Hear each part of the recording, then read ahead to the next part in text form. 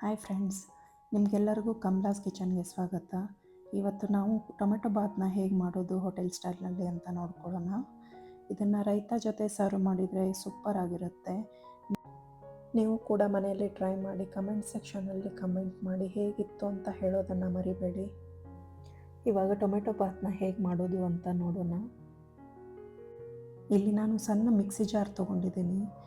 ಇವಾಗ ಈ ಮಿಕ್ಸಿ ಜಾರ್ಗೆ 2 ಚಿಕ್ಕ ಟೊಮೆಟೊನ ಹೆರ್ಚ್ಕೊಂಡು ಹಾಕ್ಕೊತಿದ್ದೀನಿ. ಒಂದು ಚಿಕ್ಕ ಆನಿಯನ್ನ ಸ್ಲೈಸ್ ಮಾಡಿ ಇಟ್ಕೊಂಡಿದ್ದೆ, ಅದನ್ನು ಕೂಡ ಹಾಕೋತಿದ್ದೀನಿ. ಇವಾಗ ಇದಕ್ಕೆ 1/4 ಕಪ್ ಆಗುವಷ್ಟು ಫ್ರೆಶ್ ತೆಂಗಿನಕಾಯಿನ ಹಾಕ್ಕೊತಿದ್ದೀನಿ. 4ರಿಂದ 5 ಹೆಸರು ಬೆಳ್ಳುಳ್ಳಿಯನ್ನು ಹಾಕ್ಕೊತಿದ್ದೀನಿ. ನೀವು ಬೇಕಿದ್ದರೆ ಇನ್ನೂ ಜಾಸ್ತಿ ಹಾಕ್ಕೋಬೋದು, ಜಾಸ್ತಿ ಹಾಕ್ಕೊಂಡಷ್ಟು ಚೆನ್ನಾಗಿರುತ್ತೆ. ಇವಾಗ 1 ಇಂಚ್ ಆಗುವಷ್ಟು ಹಸಿಶುಂಠಿನ ಹಾಕ್ಕೊಂಡಿದ್ದೀನಿ. ಮತ್ತು ಅರ್ಧ ಟೀ ಸ್ಪೂನ್ ಆಗುವಷ್ಟು ಸೋಂಪನ್ನ ಹಾಕ್ಕೊತಿದ್ದೀನಿ. ಇವಾಗ ಇದಕ್ಕೆ ನೀರು ಹಾಕದೆ ನುಣ್ಣಗೆ ರುಬ್ಕೊಳ್ಳಿ. ಇವಾಗ ನೋಡಿ, ಇದು ರುಬ್ಬಿ ಆಗಿದೆ. ಪೂರ ನುಣ್ಣಗೆ ಆಗಬೇಕಂತ ಏನಿಲ್ಲ, ಸ್ವಲ್ಪ ತರಿಯಾಗಿದ್ರೂ ನಡೆಯುತ್ತೆ.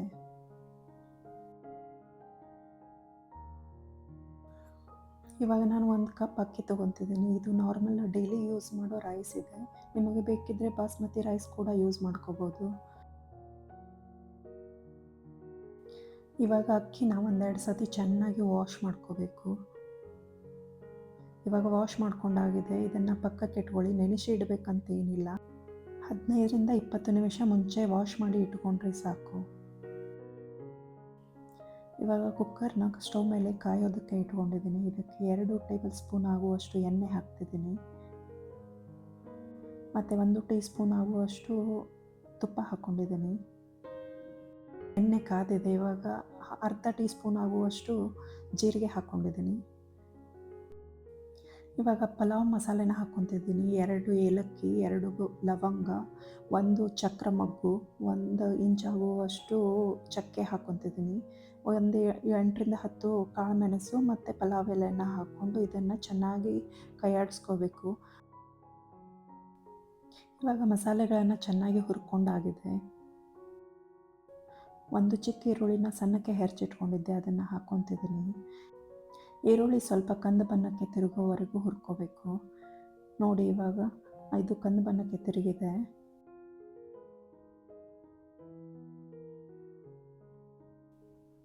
ಇವಾಗ ಆವಾಗಲೇ ರುಬ್ಬಿಟ್ಟಂಥ ಪೇಸ್ಟ್ನ ಹಾಕ್ಕೊಂಡು ಇದನ್ನು ಎಣ್ಣೆ ಬಿಡೋವರೆಗೂ ಚೆನ್ನಾಗಿ ಹುರ್ಕೋಬೇಕು. ತಪ್ಪದೆ ಕೈಯಾಡಿಸಿ, ಇಲ್ಲ ಅಂದರೆ ಕೊಬ್ಬರಿ ಹಾಕಿರೋದ್ರಿಂದ ತಳ ಹಿಡ್ಕೊಳ್ಳೋ ಚಾನ್ಸಸ್ ಇರುತ್ತೆ. ಮತ್ತು ಇದಕ್ಕೆ ಕರಿಬೇವಿನ ಸೊಪ್ಪನ್ನು ಕೂಡ ಹಾಕ್ಕೊಂಡಿದ್ದೀನಿ.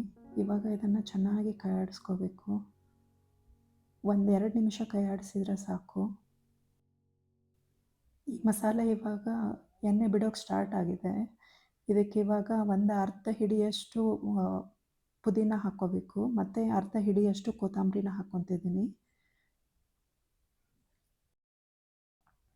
1/4 ಟೀ ಸ್ಪೂನ್ ಆಗುವಷ್ಟು ಅರಿಶಿನ ಪುಡಿ ಹಾಕ್ಕೊಂಡಿದ್ದೀನಿ.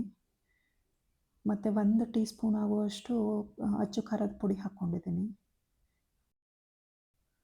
1 ದೊಡ್ಡ ಟೊಮೆಟೊನ ದೊಡ್ಡ ಪೀಸಸಲ್ಲಿ ಕಟ್ ಮಾಡಿ ಇಟ್ಕೊಂಡಿದ್ದೆ, ಅದನ್ನು ಕೂಡ ಆ್ಯಡ್ ಮಾಡ್ಕೊತಿದ್ದೀನಿ ಇವಾಗ.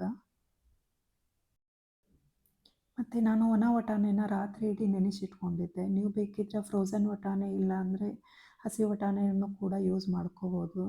ಇದು 1 ಅರ್ಧ ಕಪ್ ಆಗುವಷ್ಟಿದೆ. ಇದನ್ನು 1-2 ನಿಮಿಷ ಆಗುವಷ್ಟು ಚೆನ್ನಾಗಿ ಕೈಯಾಡಿಸ್ಕೊಳ್ಳಿ. ಇವಾಗ 2 ನಿಮಿಷ ಆಗಿದೆ. ಟೊಮೆಟೊನ ಪೂರ ಸಾಫ್ಟ್ ಆಗೋವರೆಗೂ ಹುರ್ಕೋಬೇಕು ಅಂತ ಏನಿಲ್ಲ, ಸ್ವಲ್ಪ ಗಟ್ಟಿಯಾಗಿದ್ರೇ ಚೆನ್ನಾಗಿರುತ್ತೆ. ಇವಾಗ ನಾನು ವಾಶ್ ಮಾಡಿ ಇಟ್ಕೊಂಡಂಥ ಅಕ್ಕಿನ ಸೇರಿಸ್ಕೊತಿದ್ದೀನಿ.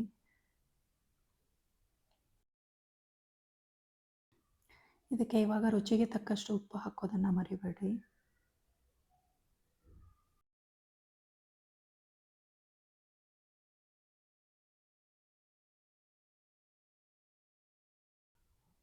ನಾನು ಈ ಕಪ್ಪಲ್ಲಿ 1 ಕಪ್ ಅಕ್ಕಿನ ತೊಗೊಂಡಿದ್ದೆ.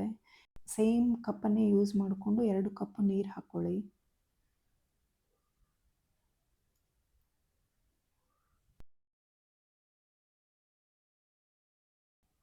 ಇವಾಗ 1/4 ಟೀ ಸ್ಪೂನ್ ಆಗುವಷ್ಟು ಗರಂ ಮಸಾಲೆ ಹಾಕ್ಕೊತಿದ್ದೀನಿ.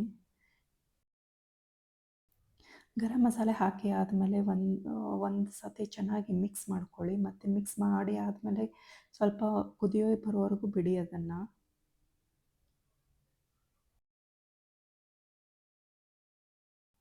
ನೋಡಿ ಇವಾಗ ನೀರು ಕುದಿಯೋಕ್ಕೆ ಸ್ಟಾರ್ಟ್ ಆಗಿದೆ. ಇನ್ನೊಮ್ಮೆ ಚೆನ್ನಾಗಿ ಕೈ ಆಡಿಸ್ಕೊಂಡು ಇದಕ್ಕೆ ಮುಚ್ಚಳ ಮುಚ್ಚಿ 2 ವಿಸಿಲ್ ಆಗೋವರೆಗೂ ಬಿಡಿ ಅದನ್ನು.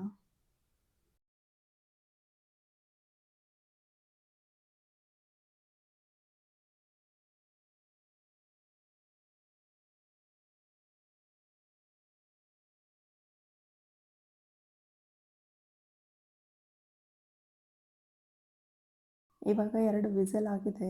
ಇದನ್ನು ತಾನಾಗೇ ಏರ್ ಹೋಗುವಷ್ಟು ಟೈಮ್ ಬಿಡಿ ಅದನ್ನು. ಅಟ್ಲೀಸ್ಟ್ 20 ಮಿನಿಟ್ಸ್ ಆದರೂ ವೇಟ್ ಮಾಡಿ.